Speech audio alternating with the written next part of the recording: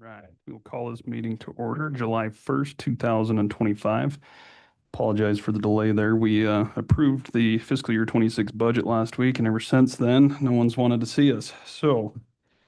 This morning, we're going to start with the Pledge of Allegiance. Immediately following that, we've got a special guest this morning with Taylor Lynn Hernandez Toman in attendance, who's going to perform the national anthem in honor of the July 4th holiday, and then we'll have a little Q&A at the podium when she's done. So please stand and join us for the pledge and the national anthem. Pledge allegiance to the flag of the United States of America and to the republic which stands one nation indivisible, with liberty and justice for all.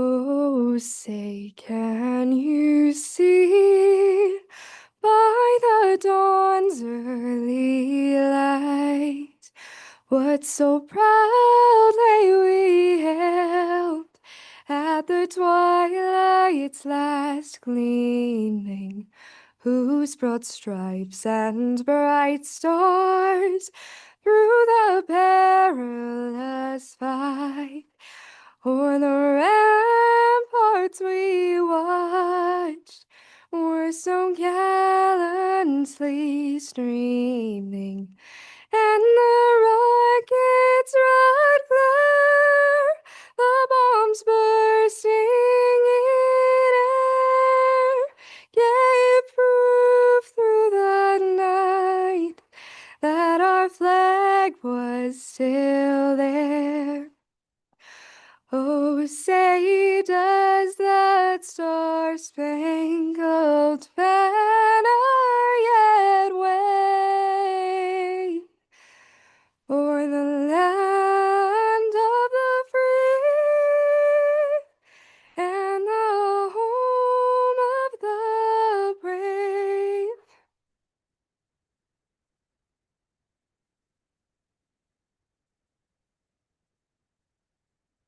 Beautifully done. A lot of talent in that Toman family. Why, thank you. It's all in Taylor. Taylor, so we've got the Red Desert Roundup Rodeo Queen, the Wyoming High School Rodeo Queen, and I believe there's a rumor that you have a Sweet 16 tomorrow. So congratulations. Anything you'd like to come up and say to this bunch? Careful with the one on my left here. Well, I'll just give a little debriefing on how Wyoming High School Rodeo works and some of the things that we get to do throughout the year to promote Wyoming. So our state finals was in Buffalo this year, and it was a week long. So I went up there. We competed in the Queen pageant for the first 2 days, and then we had a day off, and then state finals started. I was crowned on Friday night, and then I was off and running since then. I had the opportunity to go to Newcastle with Mary, which I think she's going to talk about later. And this was to go to the American Legion Conference. This is really significant because the American Legion is essentially the center of Wyoming High School Rodeo. And so much so that another name for our state finals is the American Legion's Championship Finals. So they've done a lot to contribute and they support me a lot along the way. And then in a week or so, I get to go compete for the title of National High School Rodeo Queen, which will be in Rock Springs in conjunction with the National High School Finals Rodeo as well. So that's a little debriefing of what I get to do. And then Red Desert Roundup Rodeo is in Rock Springs, so I'll be there representing as Princess as well. Very cool. Only a little bit going on for a young 16-year-old, very accomplished. So congratulations on all of that, and certainly best of luck on the national run too. Thank you. We appreciate you joining us this morning. And commissioners, anything you'd like to add? Well, thanks very much. We appreciate the autographed headshot. We're going to go ahead and frame those because likely to be famous one day. So thank you very much. Having me. And good luck to you. With that, commissioners, we do have a quorum present this morning with all 5 commissioners in attendance. We do have a need to amend the agenda. Under tab B, we're going to add this item number 10 right at the end there. which was the resolution that we'll add back the resolution that we tabled at our last meeting for the cost of living adjustment. So with that amendment, commissioners, if there's no questions or additional corrections, I'd entertain a motion to approve. So moved. Got a motion to approve the amended agenda by Commissioner Jones. Do we have a second? Second by Commissioner Toman. Any discussion on that? Hearing none, all those in favor signify by saying aye. Aye. Aye. Opposed, nay. Motion carries unanimously. Next up, that's going to bring us to county resident comments and concerns. If there's anyone online or in the audience that would like to address the governing body, now would be the appropriate time.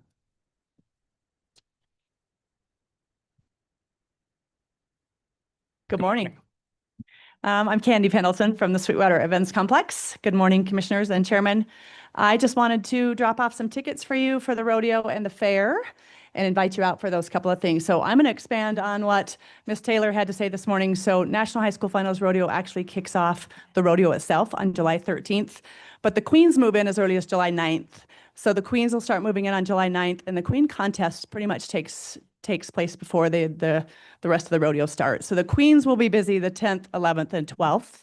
So for those of you who want to come out and support our local rodeo queen, I would encourage you to do that. But I would encourage everybody to come out for the high school finals rodeo, 13th through the 20th for the rodeo. And then we'll give you a few days break and then invite you back for Wyoming's Big Show, July 28th through August 2nd. And I just want to say thanks for all your support, and we hope to see you all out there. And I know Commissioner Jones has signed up to volunteer, but if there's people out there in the public that are not, or if you all would like to volunteer, we definitely still need volunteer slots filled. So, and you can do that on the website, sweetwaterevents.com. Very good. Well, thanks, Candy. It's hard to believe it's July 1st already. Agreed. Here goes busy season for you all. Good luck. Anyone else that would like to address the governing body? Morning. Hey, good morning. Sorry I'm coming in late. It's okay. My name is Josiah Abram, and I was wondering if we could talk about the events complex. I don't think you were running it last year, were you? You were? Do you remember me on the phone at all? I was the guy complaining about keeping the gate open for the Boars Test campground. Okay. And you guys have it closed every time they race. And it was kind of an obstruction. It was at the end of May and the beginning of June. So pretty much every weekend we went and it was closed. And now they're racing again on the 4th and 5th. And we have no access to the fishing ponds, to the campground, or the, what's it called? I don't know. There's another pavilion over there. There was this grass field and fire pit. I think that's Park called area. something else too. Yeah, just a park area might be. But yeah, I tried calling and asking last year if we could rent a camping spot down there. And it was closed for the whole week last year because of the rodeo, was it? And no, I just think it's a little bit unreasonable, and I wanted to try and get those gates open a little more for public use. Sure. Well, we appreciate you coming over, Josiah. And I know we've had some of these complaints in the past, and the events complex has tried to adapt to some of those the best they can. Obviously, in order to have some of these different amenities that they put on, we have to recruit different events like the National High School Rodeo and some of the Tiffin rallies and things of that nature. But they have, I will say, installed a bunch of different gates to kind of limit that access so they don't have to shut off the entire complex. Yeah, So absolutely. that's some recent improvements that they've made. I just took a tour of that with Candy actually last week, and it's kind of segregated, if you will, to where they can have multiple things where they're still allowing some public access. So I think hopefully that problem is probably resolved, but if not, we can follow up with Candy further on that. Yeah, no, it's a beautiful area. I mean, you guys put a lot of money into it. I mean, the fish is great here. We're always catch and release, and the pond's doing good.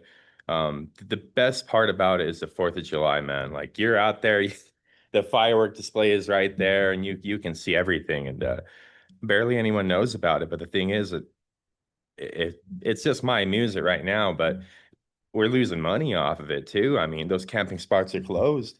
I have video of it last year. It was the 4th of July, and the high school rodeo wasn't for, I believe it was another 10 days down the road, and no one camping, no one could camp or anything down there. So I'd like to Trying to get some motion to keep that gate going. Is there any way we can keep it open for the 4th this year, or is that just gonna be closed up? Because I called previously and because of the races going on the 4th, they're gonna close the gate here in a few days here on Friday. Is there any way we can keep that open for the public? So I can't really speak for exactly what they have planned for that operation, but I'd be happy to meet with you and Candy or give you a call if you want to grab a business card there, and or I can catch you at break here and we can get to some of the further details on that. The events complex runs that operation. They are kind of a wing of the county commission, so to speak. But, as far as the operation of that goes, that's up to them and their board, but I'm sure they would be happy to discuss it further and try and alleviate some of your concerns here. Yeah, no, that sounds great. Thank you. Thanks for coming over. We appreciate that. Still under county resident comments and concerns. If there's anyone else that would like to address the governing body. Last chance. If not, we'll go ahead and close the county resident comments and concerns portion of the agenda. And commissioners, that's going to move us right along into tab A. Under tab A this morning, there are 11 items. First being the approval of the June 17th, 2025 meeting minutes. The second being the approval of the county vouchers, warrants, and the expenditure approval listing, along with the commissioner's report. Third being the approval of the bonds. Fourth, the approval of the monthly reports. Fifth, the approval of July 1st, 2025 abates and rebates. Sixth is a request to ratify the Coalition of Local Governments comments on the draft environmental assessment for the Miller Mountain Land Exchange. Seventh is a request to restaff a vacant position in the Facilities Maintenance Department. 8 is a request to restaff a vacant position in the Public Works Road and Bridge Department. 9, a request to restaff a vacant position in the Sheriff's Office for the Detention Center. 10th is a request to restaff a vacant position in the Sheriff's Office. And lastly, item number 11 is a request to restaff a vacant position in the County Coroner's Office. And Commissioners, I would ask if there's any items you would like removed off of the consent agenda this morning. I would ask that we remove the item number 2, which is the approval of the county vouchers, warrants, and the expenditure approval listing, along with the commissioner's report. And as such, I would entertain a motion to approve the consent agenda with that removal. So moved, Mr. Chairman. Got a motion by Commissioner Slaughter. Do we have a second? Second. Second by Commissioner Jones. Any discussion? Hearing none, all those in favor signify by saying aye. Aye. Aye. Opposed, nay. Motion's unanimous. Commissioners, I'm going to abstain on the approval of the warrant for bonds, plumbing, and heating in the amount of $295,108, being that that is the company in which I'm employed. So I would entertain a motion for approval of the vouchers less that particular warrant. Motion by Commissioner Richards. Do we have a second? Second. Second by Commissioner Jones. All those in favor signify by saying aye. Aye. Aye. Opposed, nay. Motion's unanimous. I'd also entertain a motion to approve the outstanding warrant for bonds, plumbing, and heating. So moved. Motion by Commissioner Richards. Do we have a second? Second. Second by Commissioner Slaughter. All those in favor signify by saying aye. Aye. Aye. Opposed, nay. And I'm going to abstain. With that, that's going to move us right along into commissioner comments. It looks like I'm up first this morning. Busy couple weeks. I attended the BLM cooperator meeting in regards to the RMP, the Resource Management Plan, back on June 18th, I believe it was. Obviously, a lot of confidential information out of that meeting. We'll see where things head in that regard. It was nice to have everyone together in the same room, but obviously we've kind of had some previous experience in this realm, so we'll hope that some of the comments and past, I guess, data that we've shared will be taken seriously as we move forward with that process. It appears as though it'll be somewhat of a quick move, so we hope that there's enough adequate time to do it properly. So unfortunately, that's all I can really report on that, but it was a lengthy meeting with some good discussions. Last Tuesday, had a meeting with Forest Supervisor Chad Hudson with the Bridger Teton National Forest. He gave a brief, I guess, update on the progress being made there with our neighboring cooperator counties with the planning revision process. Obviously, I spoke last meeting. We tried to be a cooperator on that plan and were denied simply because we don't live within that particular jurisdiction.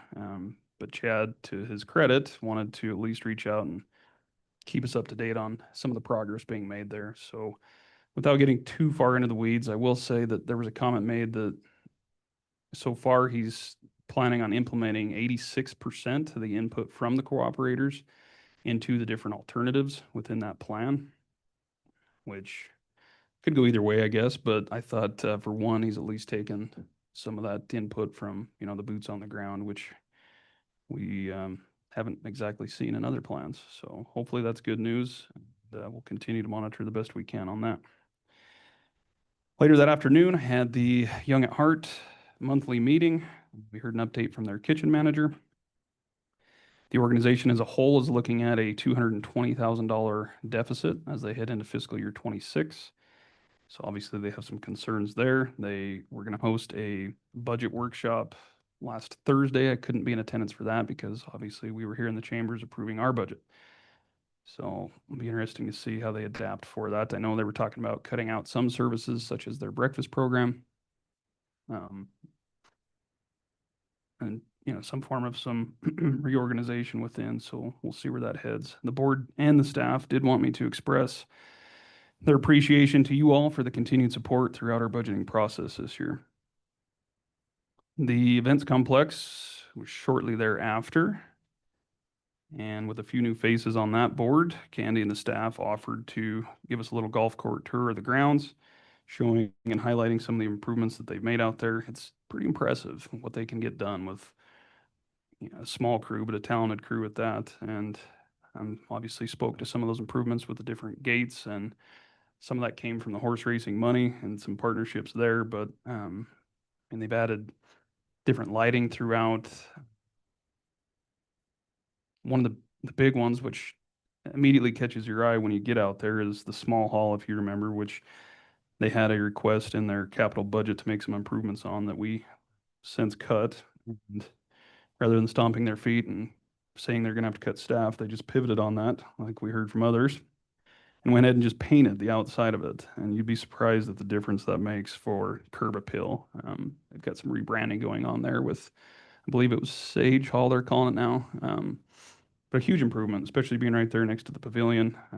Very eye-catching. So again, I can't really commend the leadership there enough. There's a lot you don't see when you're driving up and down Yellowstone, or even if you're there at the front exhibit hall. But as you take a tour around the grounds and look at the different updates and improvements and just kind of out of the box ideas and thinking they have, it's pretty impressive. So I certainly appreciate that relationship. They're thankful as well for our budget allocation and certainly understand that we had kind of a tough go there, and they'll adapt accordingly. And that's a nice relationship to have, where we can do a little give and take and support them where they need it and where we can at times. So I appreciate their ongoing working relationship. I did want to share, they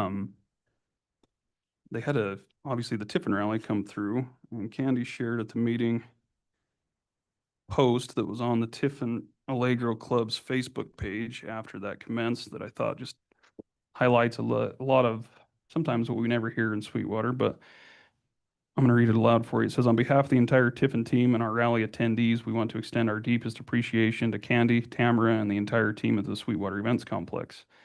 Your professionalism, attention to detail, and true hospitality went above and beyond at every turn. From the moment we arrived to the final send-off, your team worked tirelessly to ensure our June 2025 Tiffin Ride in the Range rally was seamless and welcoming for all involved.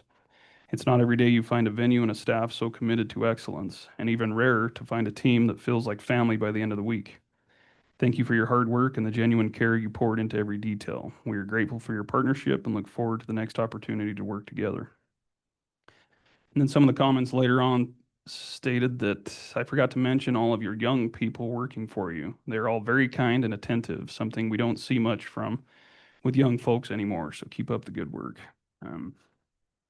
That doesn't express Sweetwater County. I don't know what does. That makes me proud, and certainly a job well done to them. But there's a reason some of us stick around this place, and that speaks to it. So excellent job by those staff members and the board for putting those events together. You heard from Candy, they're still looking for volunteers for the National High School, so please push that word out as best you can.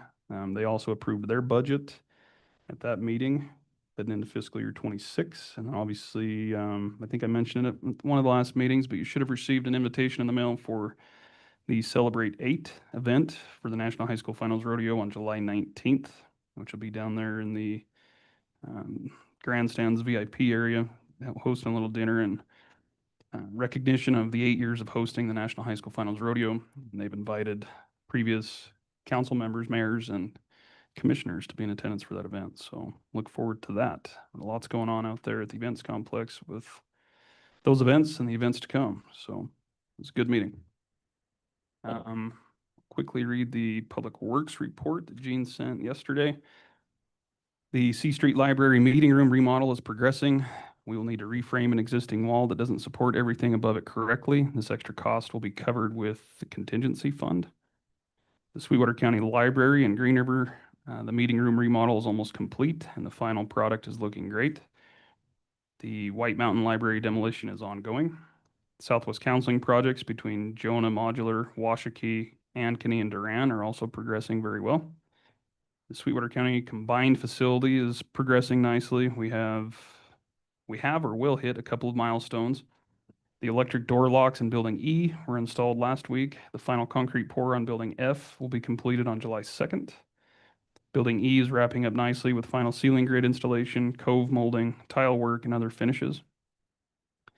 Building F is full of all kinds of activity between HVAC, electrical, painting, concrete work, and the new exterior building sheeting where it's needed, which are all being installed as we speak. We had our pre-design walkthrough on the White Mountain Boiler project last week. That's at the library, as you might recall. Everything went well, and we're still on schedule for our 50% design review date. The first shipment of rooftop units were delivered to the detention center last Monday. We'll be having a pre-construction meeting this week with a hopeful construction start date of July 14th. The maintenance crew handled 79 work order requests in the month of June. Over at Road and Bridge, we've completed approximately 30% of our dust control and CMAC roads so far. Crews are continuing to prep roads ahead of the magnesium chloride application. We're also cleaning out several more cattle guards and patching asphalt roads as needed.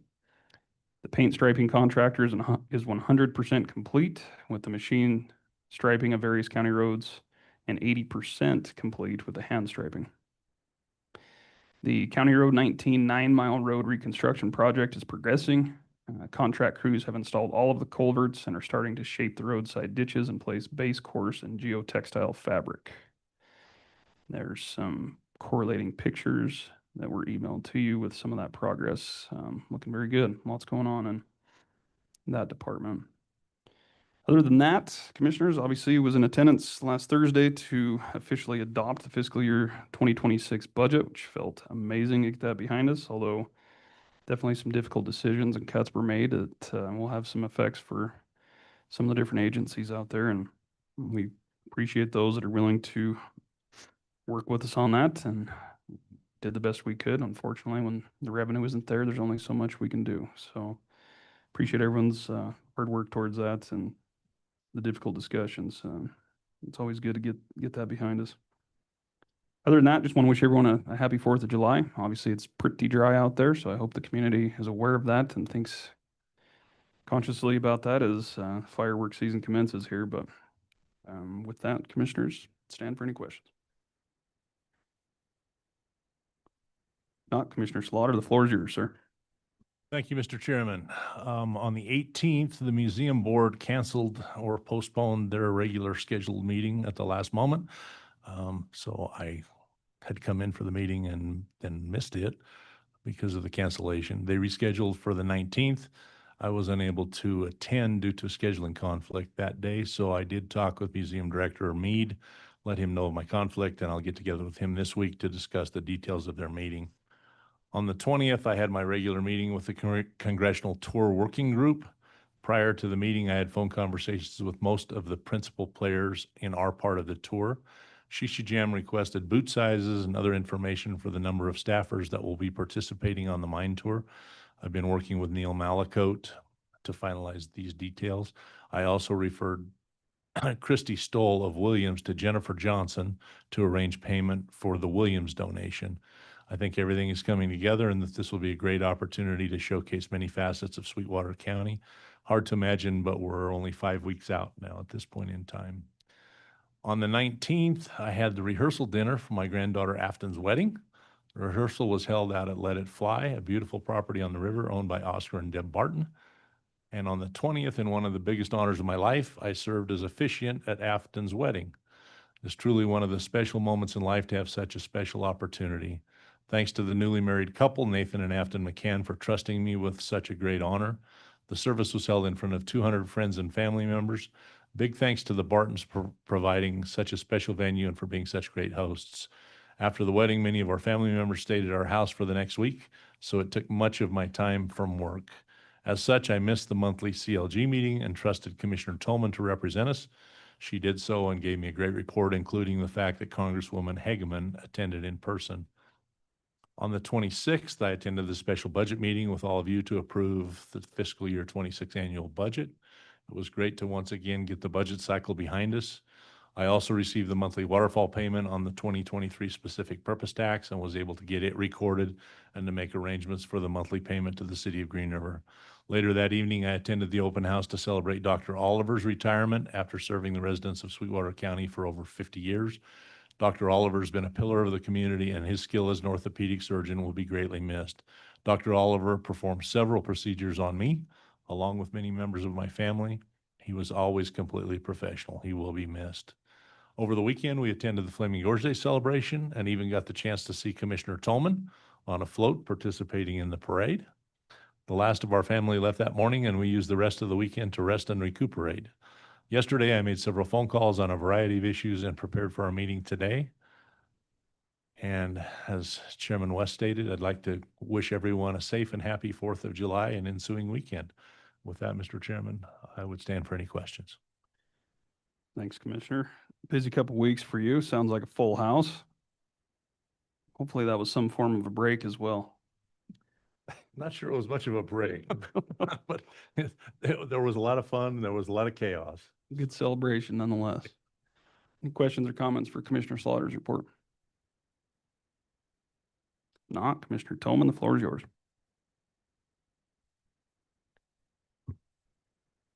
On June 18th, I did attend the Rock Springs Bureau of Land Management Cooperator meeting. All I can say is they say it is a revision and not an amendment to the plan, and so we'll see how that goes. The public lands, that conservation rule, I think Hageman is and others are working to repeal that rule because that put conservation on the same footing as multiple use, and so that could be an issue in trying to readjust some of those ACECs, areas of critical environmental concern.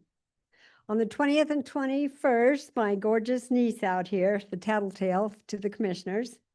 Anyway, we went to Newcastle and attended the American Legion State Convention, where she addressed both the men's and the women's groups and shared her speech about Steamboat, the horses on the license plate. That's going to be her speech for the national contest also. Our Sweetwater County Archie Hay Post of the American Legion donated $1,500 to the Wyoming High School Rodeo Queen program. Taylor will compete at the national pageant on July 10th through 12th in Rock Springs at the finals. The Legion does sponsor a lot of youth activities, including Boys and Girls State. We also heard an update on Veterans Affairs from the state office. But we can be proud of our multi-county veteran service office and all they do for our veterans. So that was mentioned also at that convention. The American Legion was chartered and incorporated by Congress in 1919 as a patriotic veterans organization devoted to mutual helpfulness. There are nearly 2 million members of the American Legion, making it the nation's largest wartime veterans service organization. FYI. On the 23rd, I attended a phone call with the Sweetwater Combined Communications Center board meeting.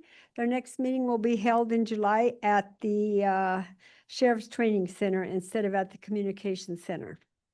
On the 24th, I joined the Teams meeting with Chad Hudson, supervisor of the Bridger-Teton National Forest, along with Commissioners West and Jones. The supervisor has promised to keep our county updated on planning progress, but was adamant that we would not be allowed to attend the planning meetings as cooperators, as we did not have overlapping jurisdiction. I found that to be very frustrating, as I had participated for 2 years in the earlier planning process in 2005 to 7. But they promised a public meeting in Rock Springs in mid-July on the assessment that they've done. On the 24th, Golden Hour Senior Center, I attended that meeting over the phone, saving the county mileage money, I guess. Marcia Driggs provided an update on the Casper meeting she attended. It was interesting to note that Casper serves 29,000 meals a year compared with Green River's 41,000. So I just thought that was good information. They discussed how they will use a $3,000 city grant to provide assistance services for low-income individuals like gas or track phones in emergency situations. The center has acquired a new water and ice machine, but is still looking to replace their warmer. 3 new board members were elected and will be at the next meeting. They discussed the Corbelis Foundation grant and how they use it to serve people and coordinate homebounds. August 14th will be an Alzheimer's bingo night benefit, so mark your calendars. The center also hosted the library's Longmire session on Saturday, June 28th with author Craig Johnson. The 26th, I attended the Coalition Local Governments meeting in Lyman. There was much discussion on the Wyoming Legislature's Federal Natural Resource Committee meeting that was held earlier in Pinedale. Representative Hageman joined, it was via phone, not in person, I'm sorry, Rob, and provided updates on the dismantling of the roadless rule, which is crucial for fire control and for better forest management of the timber. Utah Senator Lee's public lands release bill was discussed. I think that's been pulled off of the table now or readjusted. She discussed fire issues and the Rock Springs Resource Management Plan. We also discussed the Flaming Gorge National Recreation Area, their objection resolution meeting. Major issues were discussed. The major issue is the disconnect between the Ashley National Forest Plan and the Flaming Gorge National Recreation Area Plan. Utility corridors and possible need for expanded or new corridors was discussed. On the 26th, I attended the county's budget hearing. On the 28th, I participated in the Flaming Gorge Day Parade with the assistance of Barb Van Meter and her hot red Chevy pickup. It gets more votes than I do in the election, I'm sure of it. And Connie Van Meter as driver. Young Benjamin folks assisted in distributing candy to the many kids along the parade route. It was a great day. That afternoon, I attended the Craig Johnson Longmire session at Golden Hour Senior Center, sponsored by the library. I was able to purchase his latest book, Return to Sender, and get autographs from Johnson, as well as from our famous Sheriff Grossnickel, a character in Chapter 2. It is a work of fiction, however, I must say. Good promotion by Lindsay Travis and our library crew. The Bureau of Land Management Resource Advisory Committee meeting has been canceled for July 9th. I'm on that board. Presumably they're waiting for a new director at the state and national level. I'm not sure what's happening there. This morning, I visited with Fremont County Commissioner Mike Jones about the August 6th congressional tour agenda and how I will pick up the bus tour conversation when it hits the county line as they come in over South Pass. And that concludes my report. Thanks, Commissioner. Appreciate that. Any questions or comments for Commissioner Tillman's report? Mr. Chairman, Mr. Jones. I think Commissioner Tillman is being very fair to Taylor. I don't think she really has informed us of all of the information that's out there and available. So I think she's refrained and done a pretty good job of that. I'm disappointed, but I think she's done a pretty good job of it. Definitely gonna have to invite her back to lunch again. She's tied up today, so I'm never inviting her to lunch again. It'll be up to you, the rest of you. I believe she has a standing invitation. Any other comments? I plead the fifth. Mr. Richards, the floor is yours. Thank you, Mr. Chairman. Good morning, Commissioners. On the 18th, I attended the airport board meeting. They are getting closer and closer to completion of the terminal reconstruction project. If you haven't been out there to tour it during construction, I urge you to make time to do it. Later that morning, I attended a housing task force meeting. And then that afternoon, I attended the BLM cooperators meeting with most of you. The less said about that, the better. On the 19th, I spent the afternoon volunteering out at the airport for the Air Race Classic. For those that don't know, the Air Race Classic was an airplane race that crossed the country, and the Rock Springs Airport was one of its many stops. It was 40-some two-woman teams that were racing in multiple categories and who also got to vote on which was the best stop of the race. And I'm happy to relay that they voted Rock Springs as the #1 stop in the country. I want to offer my congratulations to Director Brubaker, his staff, and all the volunteers on a job well done. On the 20th, I remotely attended the Congressional Tour Planning meeting. On the 24th, I met with the Director of Star Transit, learned a bit about their operations, and toured their newest bus. On the 25th, I took an eco flight out of the Pinedale Airport and toured the antelope migration corridors in the Wind River Range in Sublette County. Later that day, I remotely attended the WCCA discussion on the federal lands disposal plan that Senator Lee had put into the reconciliation bill. Since then, Senator Lee has removed the plan from the package, so at this point, it has become a non-issue. That evening, I attended the monthly Southwest Counseling Board meeting. The new interim director is settling in well, and it looks like they are moving forward with their reorganization. Their new human resource director is interviewing every member of the staff and updating job descriptions. And overall, it looks like it's heading in the right direction.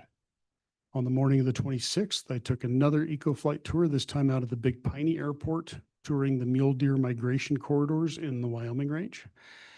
On that evening, I joined all of you back here to pass a budget, and I want to thank all of you for the time and work that you put into it. Budget is always a difficult few months, especially when revenues are as constrained as they are this year, but I'm proud of what we were able to accomplish. I know a lot of organizations had to absorb some difficult cuts, but that's the nature of it. When there's less money to go around, we all have to make do with less. On the 27th, I also attended the Craig Johnson event at the Golden Hour Senior Center hosted by Sweetwater County Libraries, where Craig highlighted Sheriff Grossnickel's prominence in the book. If you haven't read that book yet, I encourage you to do so. On the 27th and 28th, I attended Fleming Gorge Days here in Green River. It was a great event, and it was wonderful to see the progress that they've made in bringing it back to its former glory. And that was my last 2 weeks. Looking forward, tomorrow I have a housing task force meeting. Thursday, I'll attend the enterprise meeting at the hospital where Josh Durrell from the Wyoming Business Council will be presenting.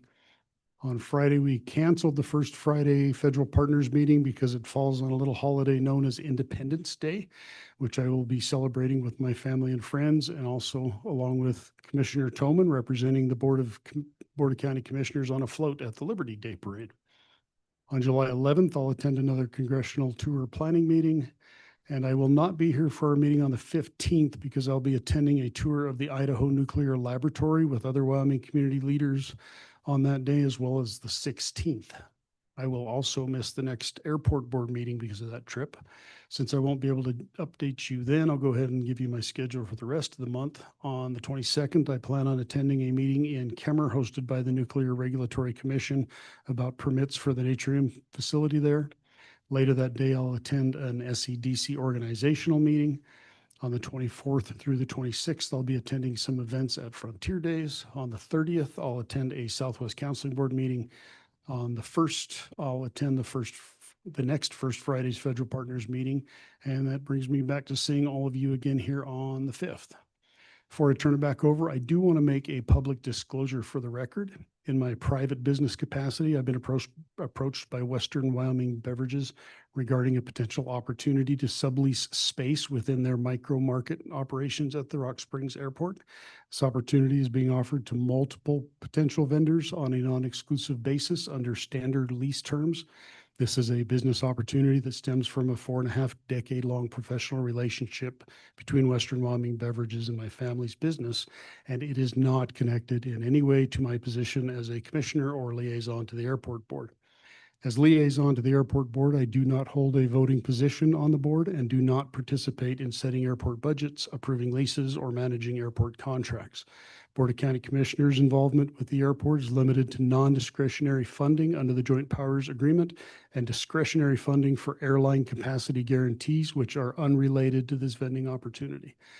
I have already requested and received an ethics opinion from our county attorney regarding the matter, advising me that there is nothing unlawful about the conflict and no concern of any violations of any statutes. I have emailed each of you a copy of the opinion from the county attorney's office, and I will also provide a copy for the official record. Additionally, I will provide copies to the airport board and their director as well. Should I proceed with the sublease, I will recuse myself from any discussions or actions by either the airport board or this commission related to vending or micro market operations at the airport. When the contract is finalized, I will also provide it to the county attorney's office for additional review. Ultimately, we're a small community and sometimes our professional and public lives intersect. I'm making this disclosure proactively to ensure full transparency and to avoid any appearance of impropriety. If any of you have any concerns, please don't hesitate to reach out. And I think that's all I have for you, Mr. Chairman. I'm happy to stand for any questions. Thanks, Commissioner. Appreciate the report. Lots of windshield time coming your way, it sounds like. Appreciate you representing us at those events, and we'll certainly look forward to seeing you back here in August. Questions or comments for Commissioner Richards' report? Not, Commissioner Jones, floor is yours. Thank you, Mr. Chairman. This puts me in the Me Too position. So on the 17th, I attended the Memorial Hospital Sweetwater County Quality Committee meeting. Quality continues to be a difficult topic, but one that's worked on every day up there, and improvements continue to happen regularly. On the 17th, I also attended the BLM Cooperator meeting. Probably enough's been said about that. On the 19th, I had a conversation with Tori Teagarden from Senator Barraslo's office regarding the Rock Springs BLM RMP and the process that we were presented with what they were aware of, and also the selling of federal lands by Utah Senator Lee. Tori's very informed. She shared some details with both about me. So see how that goes moving forward. On the 24th, along with our chairman, Commissioner Tillman, I also attended the meeting with the Forest Service. Probably enough said about that one. I am also frustrated we aren't a cooperator, but they do have the ability to pick cooperators, as was made very clear to us. On the 25th, I attended the Board of Health meeting. Normal business was conducted with reports given. We did also, of course, discuss the budget and our budget need to reduce the money the county gives Board of Health by $250,000. And would like to thank them again for working with us on that and making that happen. Also on the 25th, I attended the Memorial Hospital Sweetwater County Finance meeting. Finances continue to rebound as the money owed the hospital from becoming a critical access facility continues to come in and show positive results. Also on the 25th, attended a meeting with the American Council Snowmobile Associations as one of the topics was the federal land sales proposed by Utah Senator Lee. On the 26th, attended a special meeting for the Memorial Hospital Sweetwater County Board of Trustees as they finalized their budget as well as we did. On the 26th, I attended Joint Powers Telecom Board meeting. Normal business was conducted there. Also on the 26th, I was here with you all for our final budget meeting. We all know it was a rough year for sure, but we certainly made it through the process. I'd like to thank you all for your hard work and like to thank all the organizations we helped fund for being understanding and knowing we didn't have a choice, but we had to make some pretty drastic reductions in funding. I would also like to remind our constituents that we didn't decide to have this reduction in revenue. In part, our state legislators made that choice for us. I feel it's worth noting that the group pushing for the 25% residential tax reduction was also pushing for a 50% reduction. Now they have proposed to reduce all property tax language in the Wyoming State Constitution. If I was given accurate numbers, and these are pretty rough, but sales tax amounted to $1.2 billion last year for Wyoming. All property tax amounted to about 2.1 billion, for a combined amount in the neighborhood of 3.3 billion. That's all with a B. If all property taxes eliminated and their sales taxes put in place, a sales tax would need to generate the state about $3.3 billion total, which amounts to somewhere in the neighborhood of possibly a 15-cent sales tax for the citizens of Wyoming and anybody traveling through. Using rough figures, that's what that comes out. Now, I'm not saying one way or the other is good or bad. Haven't been able to vet that whole thing out, but I don't feel the people pushing this idea have been forthright or transparent about the implications of such a change. Don't think they've really thought it through. Also on the 26th, I attended the retirement party for Dr. Joe Oliver. Dr. Oliver worked in our county for over 50 years. I'd like to thank him for his time and work. I enjoyed some time with him while I was on the MHSC board and also on the foundation board. He's a man of wealth of knowledge. On the 29th, I attended Legislative Day at the Wyoming Downs in Evanston, hosted by Wyoming Downs. I'd like to thank them for a great day and all the investments they're putting into Wyoming, Sweetwater County, Rock Springs, and Green River. Was also able to spend a little time talking with Governor Gordon, mostly regarding the Rock Springs BLM RMP. And last note, happy 4th of July to everybody, and that concludes my report. Thanks, Commissioner. Appreciate that. Any comments or questions for Commissioner Jones's report?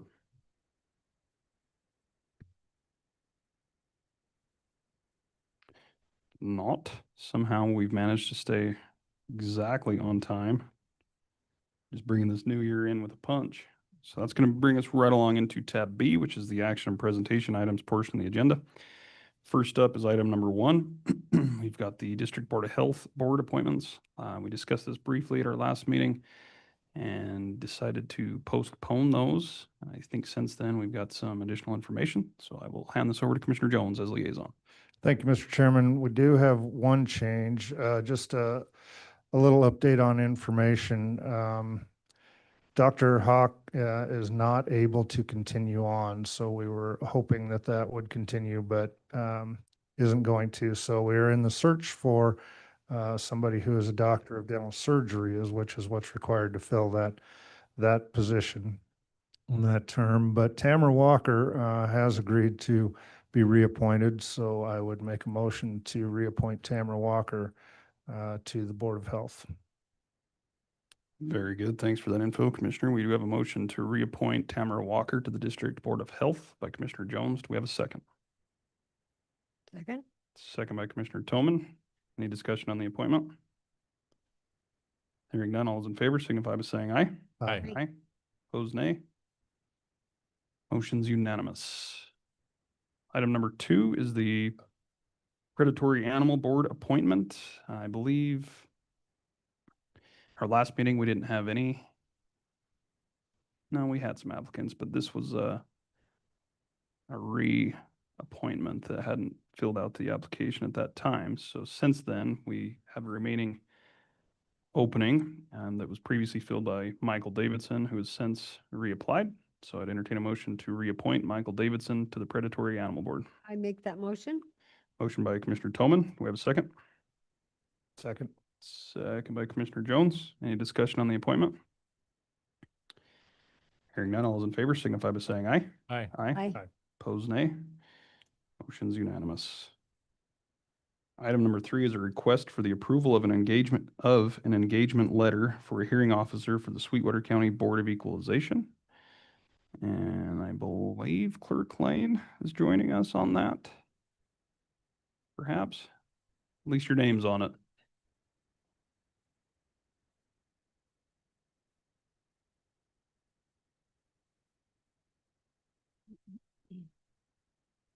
Thank you. Good morning, Chairman, Commissioners. We do have one appeal, an industrial appeal this year for the Board of Equalization. And as in the past, we made contact with Mark Harris, who has helped us out here in Sweetwater County for our Board of Equalization hearings.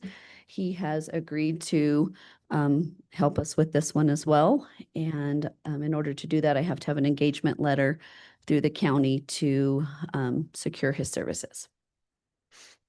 Very good. Thanks, Clerk Lane. Any questions on the engagement letter, commissioners? If not, I'd entertain a motion to approve the letter of engagement to allow Mark Harris with the Harris Law Firm PC to be the hearing officer for the Sweetwater County Board of Equalization and authorize the chairman to sign. So moved. Motion by Commissioner Richards. Do we have a second? Second. Second by Commissioner Slaughter. Any discussion? Hearing none, all those in favor signify by saying aye. Aye. Aye. Opposed, nay. Motion's unanimous. Thank you. Thanks, Clerk Lane. Appreciate it. Item number 4 under tab B is the University of Wyoming Extension 2025-2026 Memorandum of Understanding, along with the annual compensation agreements. I believe joining us this morning is Natasha Holtmeyer, the 4-H educator, and I believe it's Matt. Steve. Okay, it says Matt on here, so forgive me, but good morning to you both. Good morning. Thank you, Chairman and Commissioners.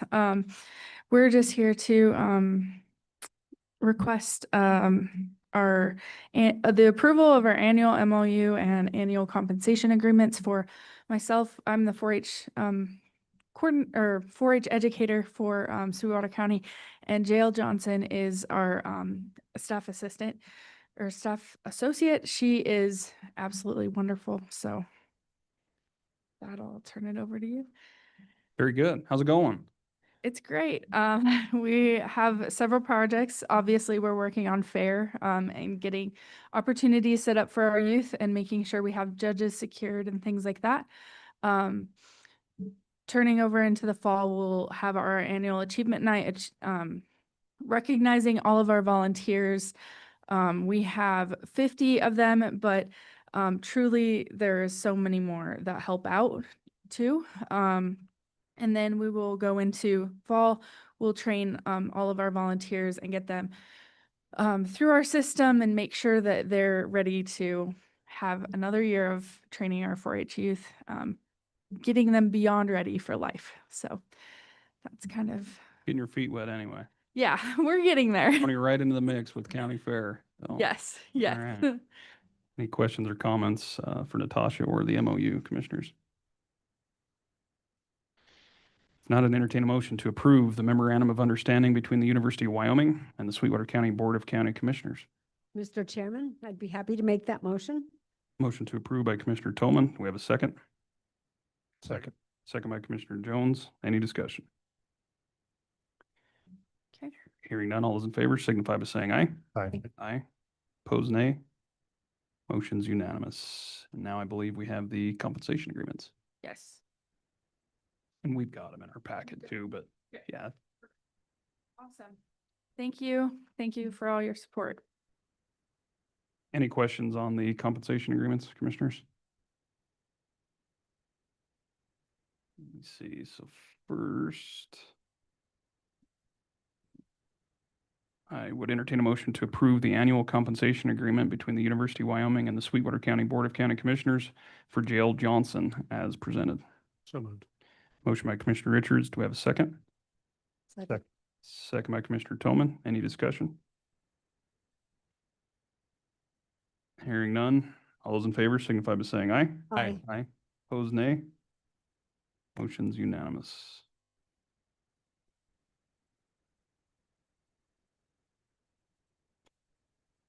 Next, we have the compensation agreement for Natasha, and I'd entertain a motion to approve the annual compensation agreement between the University of Wyoming and the Sweetwater County Board of County Commissioners for Natasha Holtmeyer as presented. So Mr. moved. Chairman, Oh, Oh. I'm sorry, Mary. Commissioner Toman? I would make the motion. A motion to approve by Commissioner Toman. Do we have a second? Second. Second by Commissioner Slaughter. Any discussion? Hearing none, all those in favor signify by saying aye. Aye. Aye. Opposed, nay. Motion's unanimous. Thank you both for coming. We appreciate it. Keep up the good work. Item number 5 this morning is Amendment 2 to the fiscal year 2020 Wyoming Commercial Air Service Improvement Plan Cooperative Agreement. I believe we also have another amendment for an MOU. Anyway, Devin has joined us online. Devin, can you hear us? Good morning, Mr. Chairman. Morning, sir. The floor is yours. All right, Mr. Chairman, first of all, apologize that I'm joining you from a campground. Thank goodness for Starlink. Trying to enjoy some time with family this week. And of course, my kids decided to wake up right when I'm on here, so let me tell them to be quiet for a moment here. Sorry about that, Mr. Chairman. Trying to play double duty here. So before you today, Mr. Chairman, is Amendment 4 to the MOU between YDOT and the Commission, and Amendment 2 to the fiscal year 2020 Commercial Air Service Improvement Plan Cooperative Agreement between the county and the two cities. The Cliff Notes version of these two agreements is that YDOT entered into a 10-year contract for services with SkyWest in September of 2019 as a result of the Commercial Air Service Improvement Plan to provide air service in Rock Springs, Riverton, Sheridan, and Gillette. The agreement with SkyWest included 3 distinct terms of 3 years, 3 years, and 4 years, with each term being negotiated independently from the prior. The amendments before you today cover the third term that covers the final 4 years of that 10-year agreement through June 30th, 2029. As a refresher, this contract is what is known as a capacity purchase agreement, whereas the state is purchasing a specific amount of capacity from the airline. What makes this program unique compared to the federal Essential Air Service program is that it is not a subsidy. All participants in this program, YDOT, and the local communities receive a credit against the costs of the service we receive based on the revenue generated by the service. The federal program pays that amount and more, I might note, because they are considerably higher dollar amounts, and allows the airline to keep all revenues with no credit going to the federal government. And as another reminder, YDOT covers 60% of the costs. The remaining 40%, the local match, is split between the county and the two cities, with the county covering 45%, the city of Rock Springs covering 33%, and the city of Green River covering 22% of the local match. For the county, this agreement includes a maximum exposure for fiscal year 26 of $839,243.70. And then in the subsequent years, fiscal year 27, 28, and 29, that dollar amount could increase to as much as $917,893.98. I will note that the contract between the state and the airline does allow either party to reopen the contract each year for negotiations should market conditions or mitigating factors or unintended factors impact the cost of this service. So with that, Mr. Chairman, happy to answer any questions the commission has. Very good. Thanks, Devin. Any comments or questions?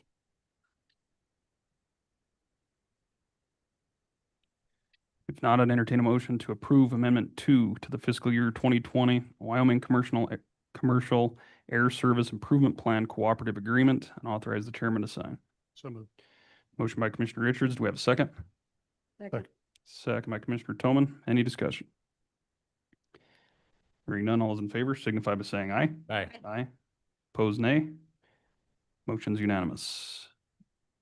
Mr. Chairman, if I might just real quick thank Mr. De Leon for all his assistance throughout this process. He's a rock star as always, and really appreciated his help working through this. I thought there was some additional language in there that looked like John, so that makes sense. Absolutely. Any questions on the MOU with YDOT? I think Not, I'd entertain a motion to approve Amendment 4 to the Memorandum of Understanding between the Wyoming Department of Transportation and the Sweetwater County Board of County Commissioners and authorize the chairman to sign as presented. Motion by Commissioner Richards. Do we have a second? Second. Second by Commissioner Jones. Any discussion? Hearing none, all those in favor signify by saying aye. Aye. Aye. Opposed, nay. Motion's unanimous. Devin, while we got you on there, I know some emails were circulating. I was notified yesterday by accounting that you guys got the voucher in, but in regards to normally your funding for the fiscal year, we split up into a couple payments. Do you want to mention that just while you're on, and that'll save you a trip next next meeting, and then we'll get that voucher sent out. Yeah, absolutely, Mr. Chairman. I appreciate the opportunity to chat about it briefly. So normally the airport requests its funding from the city of Rock Springs and Sweetwater County in two allotments, one in July and one in January. Due to our ongoing construction project, that small little project happening up at the airport, we have found ourselves challenged with cash flow. We are seeing invoices any month anywhere between $2.5 and $3.5 million.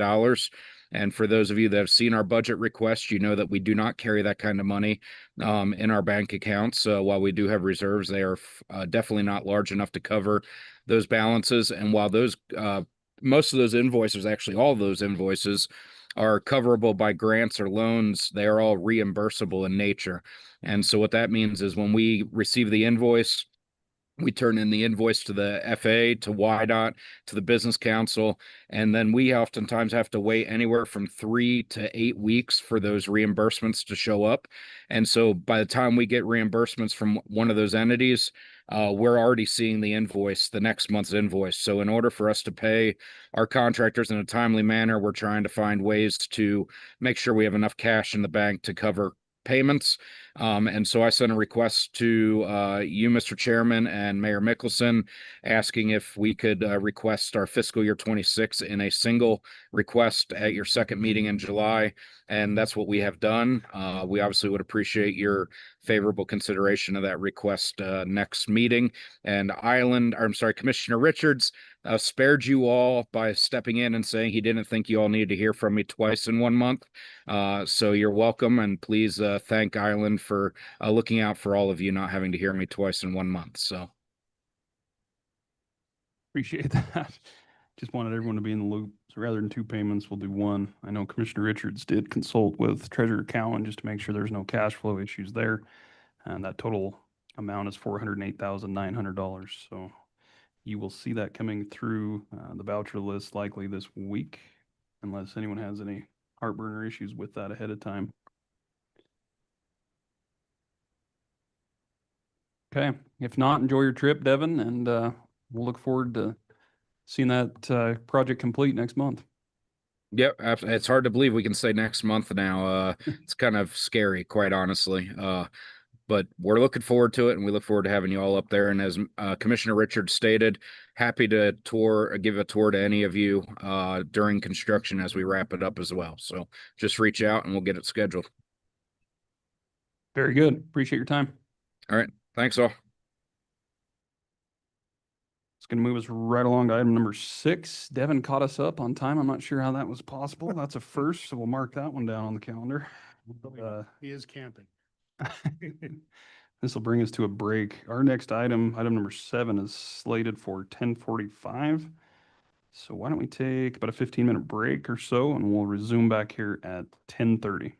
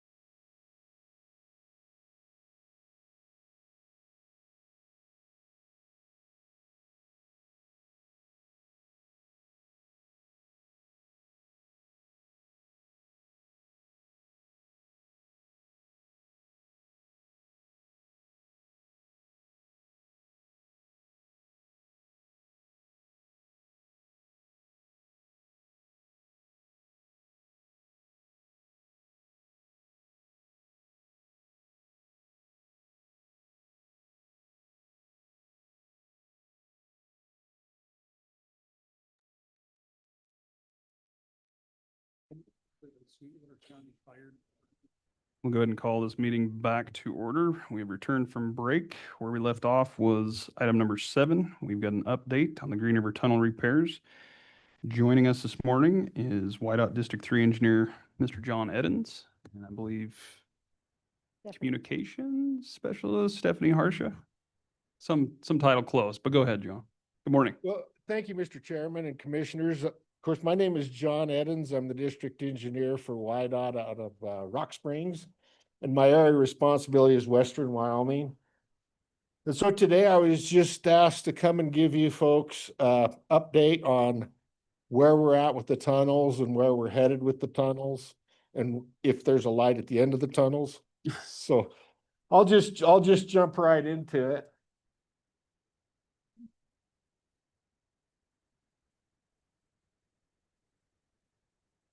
There's something I need to do, Sally? There we go. Oh, okay. Well, just real quick, this happened on Valentine's Day of 2025. And, of course, we had Wyoming Highway Patrol, Department of Criminal Investigation worked on it. Of course, all of our local responders, Green River Fire, the Sweetwater County Sheriff's Office. So it was an all-out event. I think you're aware there were 26 vehicles involved in the incident, and there ended up being 3 fatalities, which is not good, but it could have been a lot worse if it hadn't have been for Trooper Howe, who probably saved, I don't know, 9, 10, 12 people where he was stuck in there off duty. But of course, we had no other choice, but as soon as that happened, 11 o'clock, 11:30, we had traffic detoured through the town of Green River on I-80 business, which is Flaming Gorge Way. So with that said, it was imperative that we get traffic controls set up so that we could run traffic head to head in the eastbound tunnel, the tunnel that was not damaged. And so we went to work on that diligently, and 4 or 5 days later, we were able to get concrete barrier set, headlight screening on top of the barrier, and we put 2-lane, 2-way traffic in the eastbound tunnel on I-80. Of course, there was a couple times, just the nature of the beast, traffic could go through there. We only had 10.5-foot lanes, so, over width loads would go through there and push that barrier around. So a couple times we had to put 1 lane of traffic back on Flaming Gorge Way so we could realign that barrier. And then we had the unfortunate event on the west end crossover where we're crossing traffic from 1 lane to the other on asphalt pavement. It blew up on us. So we had to put traffic back on Flaming Gorge Way, and we hurried and had DeBernardi fix that crossover. So that brings us to where we're at today, and periodically we still have to put a lane of traffic back on Flaming Gorge Way to adjust that barrier. Backing up a little bit, we learned real quick that we couldn't allow 10-foot loads through that head-to-head traffic tunnel. So that's why only legal loads are restricted for those tunnels, and everything else has to go around. So, and that helped quite a bit on that barrier getting shoved around. Okay, and then as soon as that happened, March 17th, we did an emergency contract with a company called Clean Harbors. When the patrol got the wrecks out of there, the wrecker companies they left a lot of burned up debris in there. There were 6 commercial trucks that were basically burnt, and 3 or 4 passenger cars that were burnt. So we used Clean Harbors to get all that debris and wreckage out of there, and also clean up the tunnels, get some of the lighting down. So we were at least able to put engineers and inspectors in there to spec the tunnels so we could fully assess the damage. We had a company called, their tunnel experts, WSP, came in and we cored the liner where it was damaged. We cut samples from the rebar, test the tensile strength on the rebar. So did a full assessment to put together what we need to do to fix those tunnels. And that's been accomplished. And so right now we're advertising a project based on all those inspections, we're advertising a project with a set of plans to go out to another contract that with a completion date of October 31st, it'll fix all the issues with the liner by hydroblasting, shotcrete, any damaged rebar will be cut out and spliced back with new.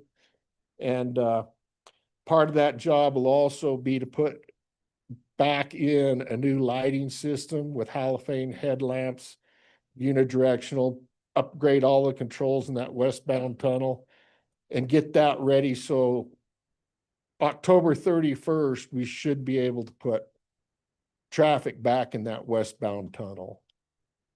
Now that's the goal right now. We've got to get traffic back in that westbound tunnel, but then we also know there's things we need to do after that long-term to make sure that we're doing everything we can to prevent this incident from happening. So right now, we're already working on a project that will let hopefully fall of 25, which is our 2026. But as soon as we can, we're going to get another project let that'll do more of the ITS, intelligent transportation system type applications where we'll put sensors in those tunnels so we can monitor what's going on with traffic, pan, tilt, zoom cameras on either end of the tunnels so we can live monitor traffic going in and coming out of the tunnels.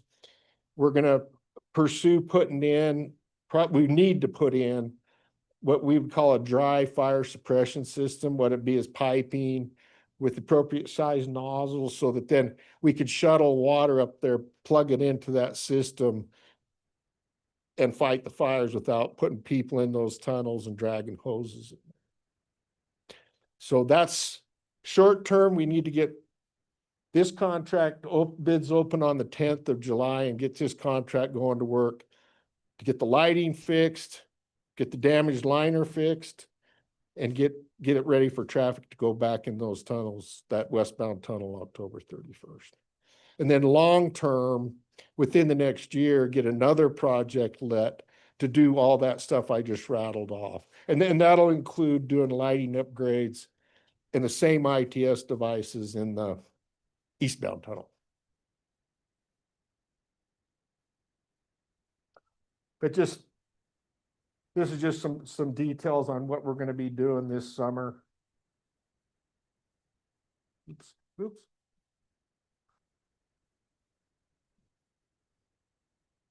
Need to watch where my fingers go.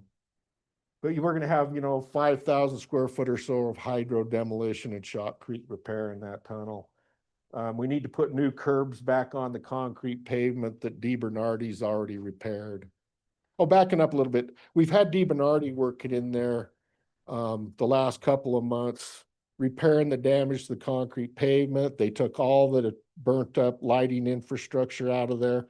And then we've got Mandros in there right now, sandblasting all the old paint and soot and everything off of those tunnels. So we're ready to paint them when we get done. Sorry, I skipped over that a little bit.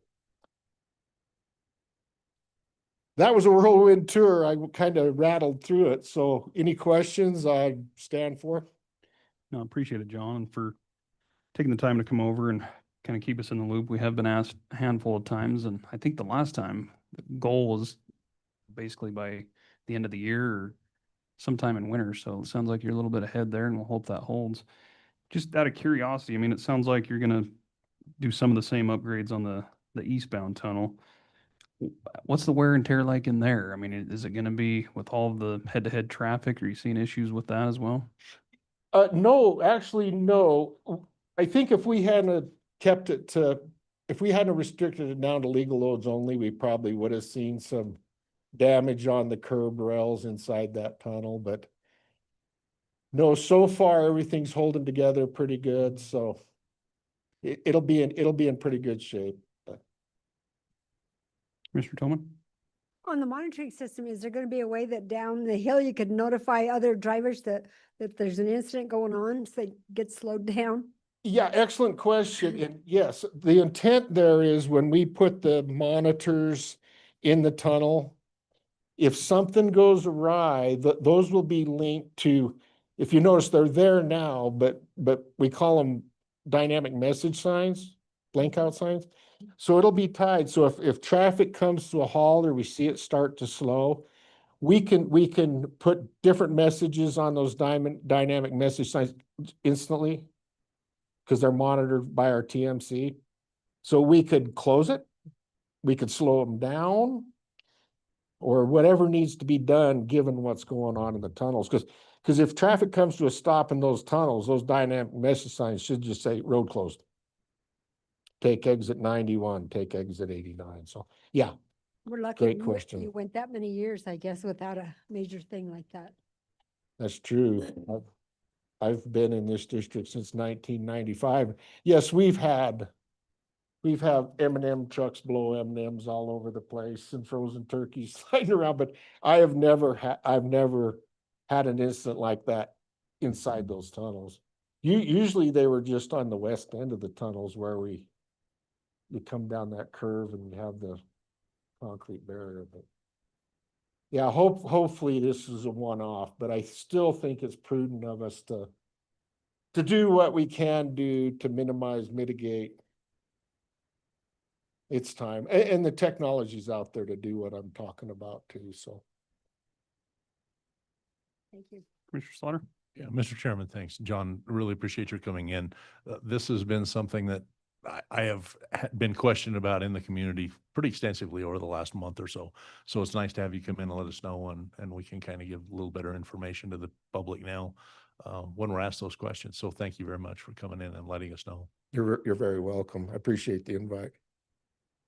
So I know, John, when we had that meeting here in the chambers, I believe it was the next day or so, there was discussions about prevention and adapting, similar to what you're talking about there for future. But it seems like at the kind of the beginning and the end of the tunnels, obviously that's where the weather implications are. And I know there was options about, some type of I don't know what it is, a snow melt or something that would spray out when times got inclement. Is there anything like that in the works, or?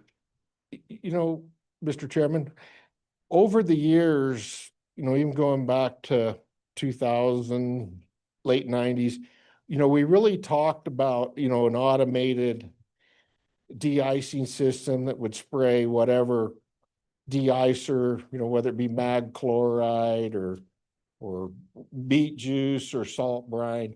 But from my experience is you really have to be careful when you start using de-icers in Wyoming.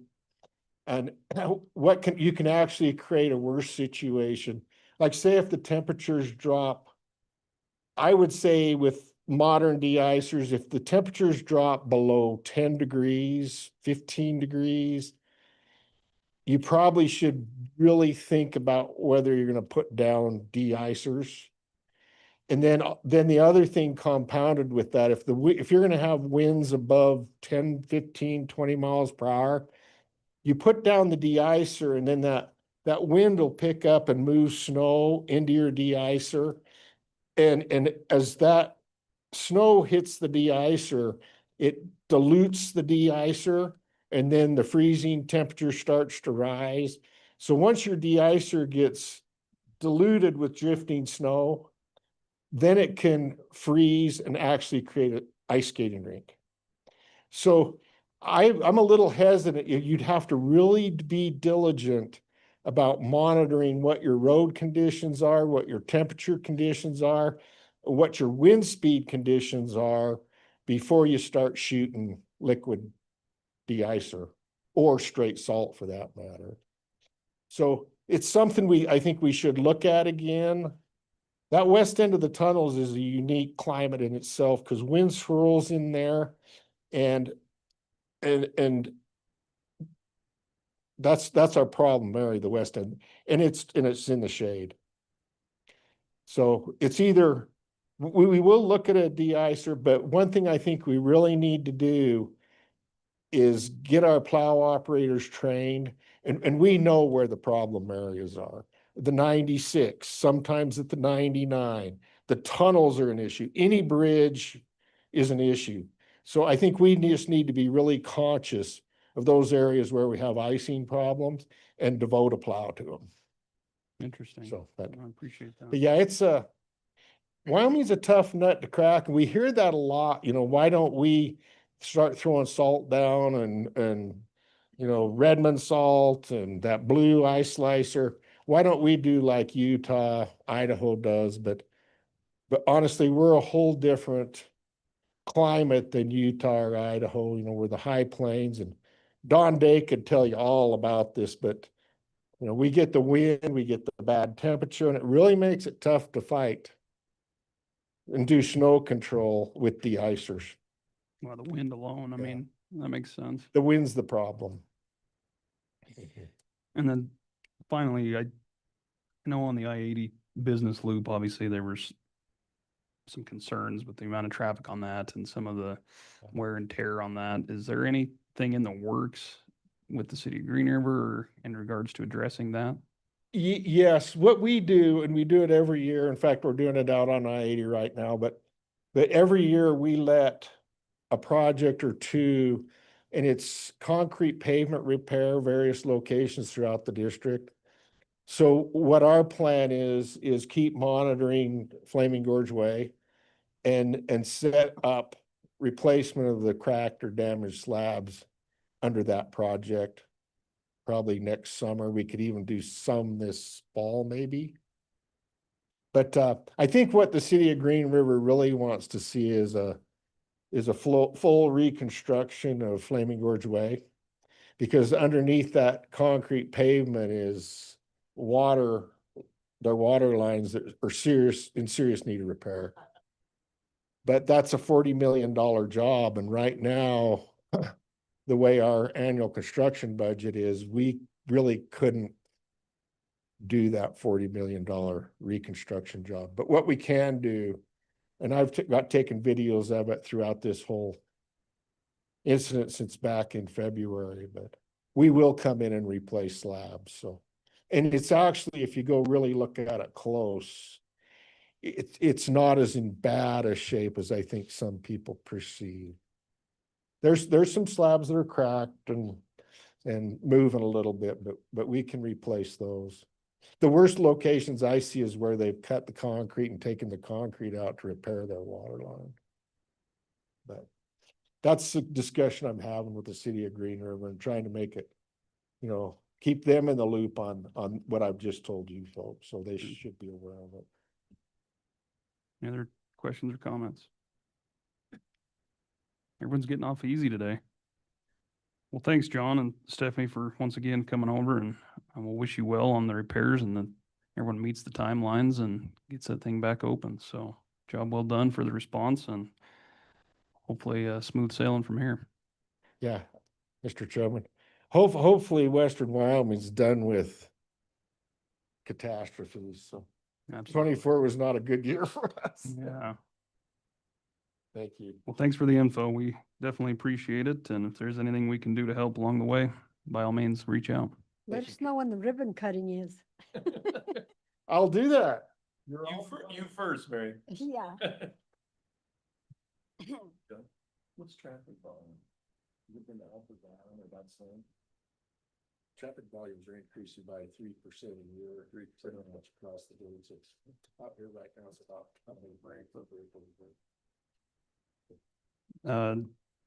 Up next on the agenda, Commissioners, is item number 8. We've got the presentation and the request for the approval of Resolution 2025-07-CC-02.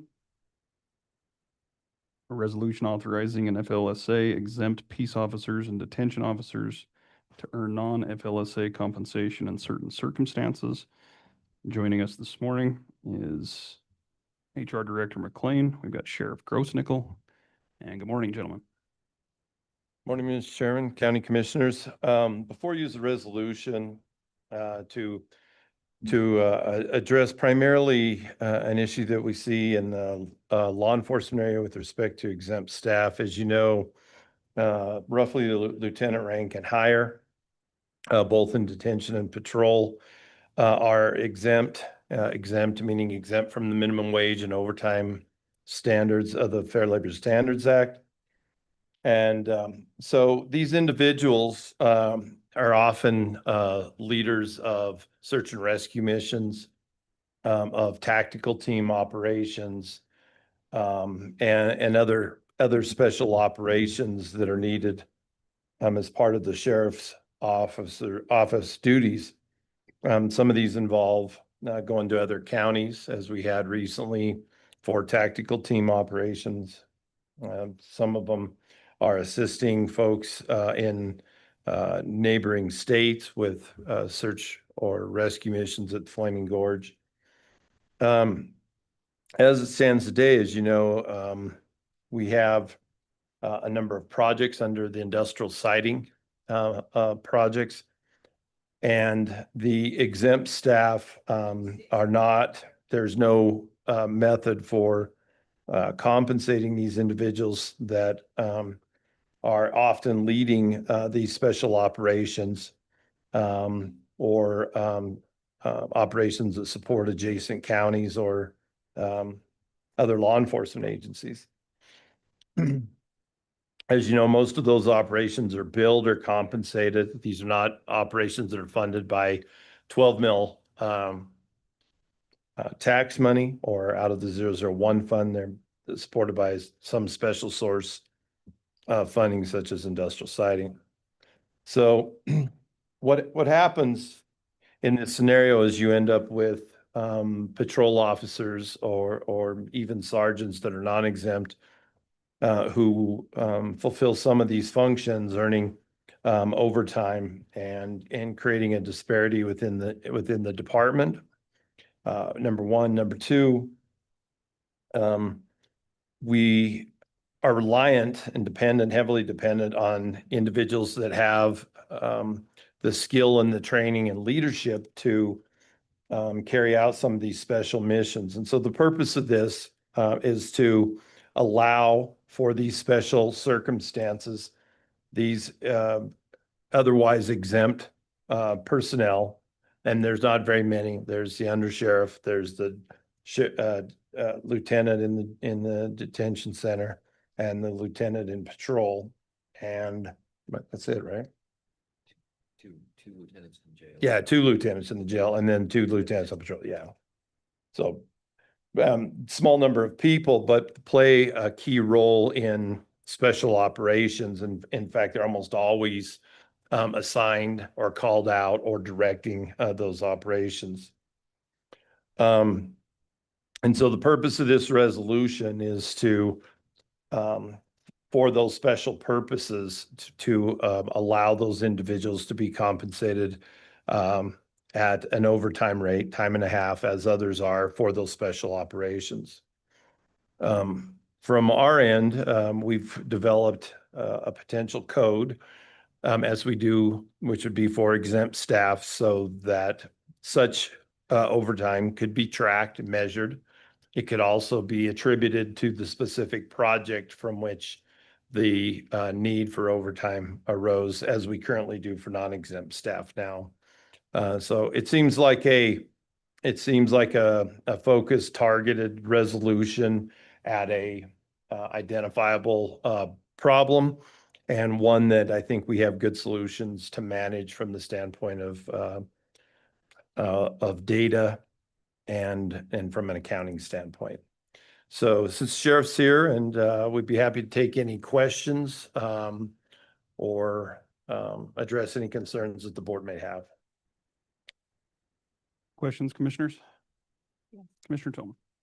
Would you be able to use some of the funds you receive for housing those ICE or other prisoners? Could you use some of those funds that you generate through the?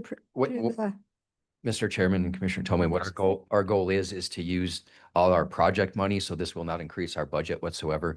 So as Gary said, the industrial siting funds that we get there, we have a contract with Ashley National Forest for Gorge Patrol. And historically, we've had money from the feds for speed enforcement, seatbelt enforcement, DUI enforcement. Those are the projects that that would fall under as far as the payment for this overtime. There would be nothing that would come out of our budget. And Commissioner Tillman, to answer your question specifically with respect to the ICE funds, that's money that goes back in the general fund. It's not set away for a specific purpose. And really in that particular case, the sheriff's just housing prisoners as we do many other prisoners, U.S. Marshal prisoners, surrounding county prisoners, things like that. So there's a reimbursement rate. I believe you guys are just going through the fee reevaluation. It's going to be increased to $125 a day. And so that's significant in that management of that can significantly offset the overall cost of jail operations. And so I think this is a little bit of a separate issue because these aren't normal duties. These are duties that come up because of special projects or special enforcement. Or I know a month or so ago, they sent a tactical team to Fremont County, I believe. And that's reimbursed when they are sent up from that county at an overtime rate. And typically, whoever goes up there is a lieutenant or somebody that runs our operations, special operations or search and rescue operations. And so, yeah, I think it's an important way to achieve some parity for one, two, to create an incentive to continue to do that. The other thing which we really haven't mentioned is that because there's been more turnover, there's less by numbers of really experienced trained people. So I know the department leans heavily from a leadership management perspective of these operations on the small number of lieutenants and folks that are experienced in these areas. So I can't think of any recent mission of any kind that hasn't been one of these people leading the effort. Mr. Slaughter, are you done? Sorry. Mr. Slaughter? Mr. Chairman, Sheriff, I know this would be probably hard to define, but do you have any idea how many hours you would be looking at for each of these positions on this? And no, that's going to be up to them because this is voluntary overtime. So it's entirely up to when they want to go out and work that. But as you can see by the numbers I gave you, our patrol sergeants are making quite a bit more than our undersheriff even. Yeah. And even some of the deputies are, and it's because of those special events that we have that they're able to go out there and earn that extra pay. Okay, thank you. And I guess to follow up on that, Mr. Chairman and Commissioner Slaughter, Christina tracks that. So we know exactly where we stand with the funds that are in those projects and what we have left to spend and so forth. If it's volunteer based, how would holidays work, for instance? Is that, I mean, obviously holidays time and a half, but how does that factor into the equation? If you understand where I'm coming from on that angle. You mean, are you looking at double time and a half or something? No, the issue is it's just either overtime subject to the rules of the project, which would be time and a half. So right now, just as an example, we have a 240 code and it doesn't, the two purposes of the 240 code are special events for non-exempt staff. So we've created essentially like a 250 code. So it's just time and a half for those events that are subject to these rules, meaning they might have a typical, like an accident, they may work overtime, but that's not subject to that. But if we have to go to Evanston and take the bomb disposal team, I think we had an incident like that, then they're reimbursed at time and a half from Evanston. So whether that was on a holiday, it makes no difference. Not just time and a half. For the exempt staff that are subject to this rule. Any other questions or comments on the resolution?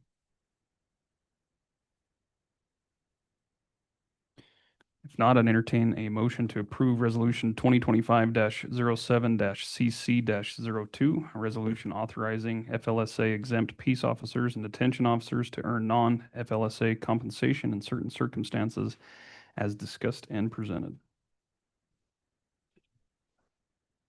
Mr. Chairman, Mr. Tillman.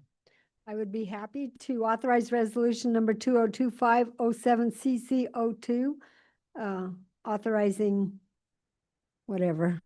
I don't have the whole title here before me. You're good. We do have a motion to approve resolution 2025-07-CC-02 by Commissioner Toman. Do we have a second? Second. Second by Commissioner Jones. Any further discussion? Hearing none, all those in favor signify by saying aye. Aye. Aye. Opposed, nay. Motion's unanimous. Thanks, gentlemen. Mr. Chairman, while I have the sheriff here. Sheriff, did Absaroka County reimburse us for all the additional man hours that were accumulated during Sheriff Longmire's investigation in the county? Mr. Chairman and Commissioner Richards, we will bill Absaroka County for that. If you can find it. And also, my command staff thanks you. This is something that makes it a little bit more equitable among the ranks, so we very much appreciate it. Very good. Thank you. Thanks, gentlemen. That's going to move us right along to item number 9, Commissioners, which is change order number 1 to the Sweetwater County Detention Center rooftop unit and air handler unit replacement and upgrade project. Joining us is Public Works Director Gene Legursky. Commissioners, I do have a conflict on this, being that it is for the place in which I'm employed. So Commissioner Jones has agreed to take over the reins. At this time, I'm going to step out and recuse myself.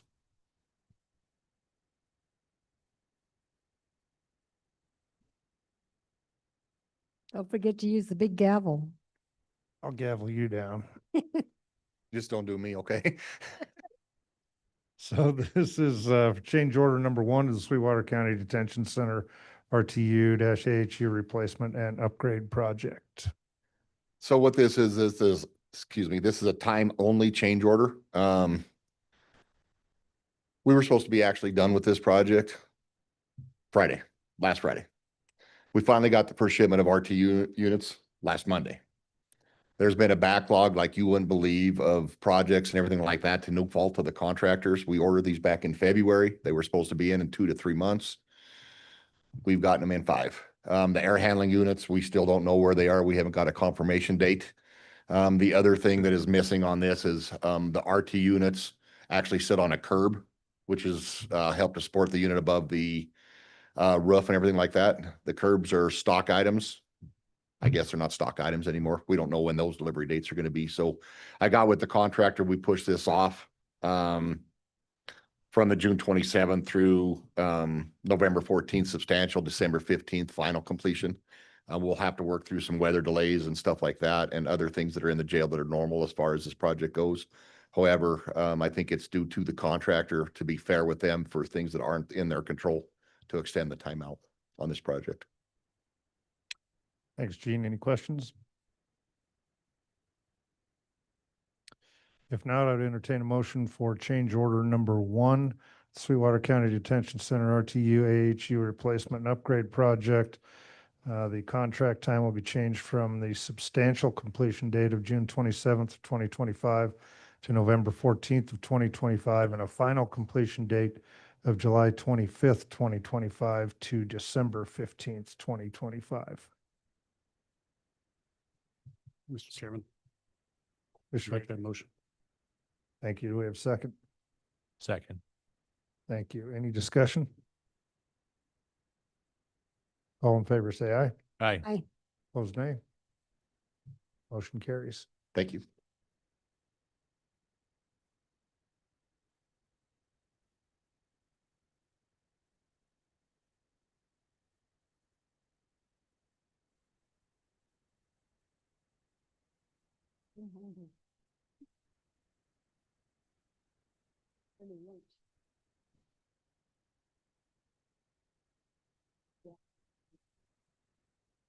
Right. Thanks, Commissioner Jones. Next item on the agenda is item number 10, which is what we amended the agenda for. This is going to be for the cost of living adjustment resolution we tabled at the last meeting, which was resolution 2025-06-CC-01. And Commissioners, I entertain a motion to remove that resolution from the table. Mr. Chairman, I would make the motion. I have a motion to remove from Commissioner Tillman. Do we have a second? Second. Second by Commissioner Richards. Any discussion on that? All in favor, say aye. Aye. Aye. Opposed, nay. Motion's unanimous. Commissioners, there have been a suggested modification to the language from that resolution. I passed that out this morning. So I would entertain a motion to approve the cost of living adjustment resolution by modifying the language to reflect that it will now state effective for salaries and wages earned on or after July 1st, 2025, which will replace language that stated wages dispersed on or after July 1st, 2025. And that will require a new resolution number to clean things up, which would be 2025-07-CC-01. So I would look for a motion to approve that amendment. So moved. Motion by Commissioner Richards. Do we have a second? Second. Second by Commissioner Jones. Any discussion on that? Hearing none, all those in favor signify by saying aye. Aye. Aye. Opposed, nay.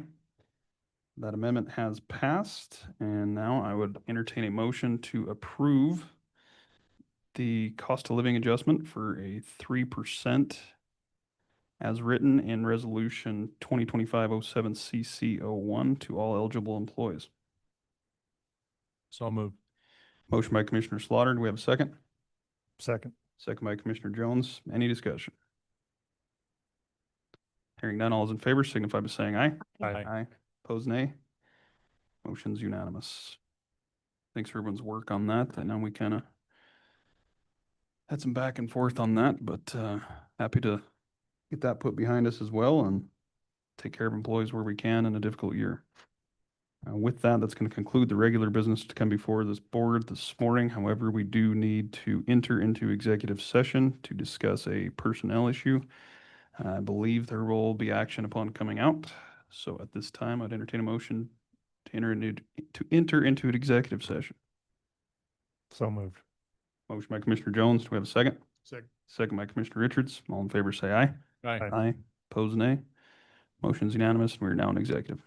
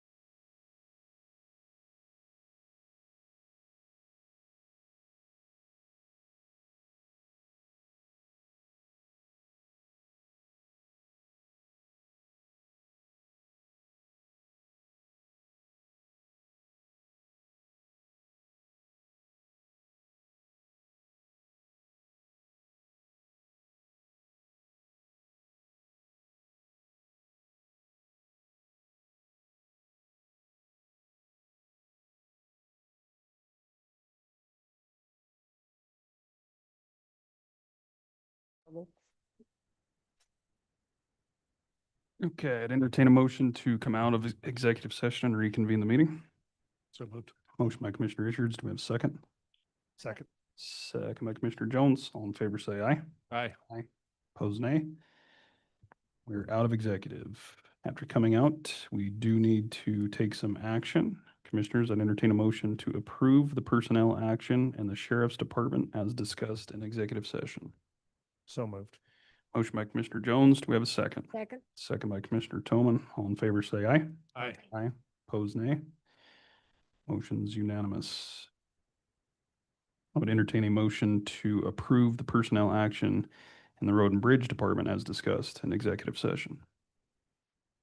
So moved. Motion by Commissioner Jones. Do we have a second? Second. Second by Commissioner Toman. All in favor, say aye. Aye. Aye. Pose nay. Motion's unanimous. Commissioners, with no further business to come before us today, have a happy 4th of July, and we'll see you next time. This meeting stands adjourned.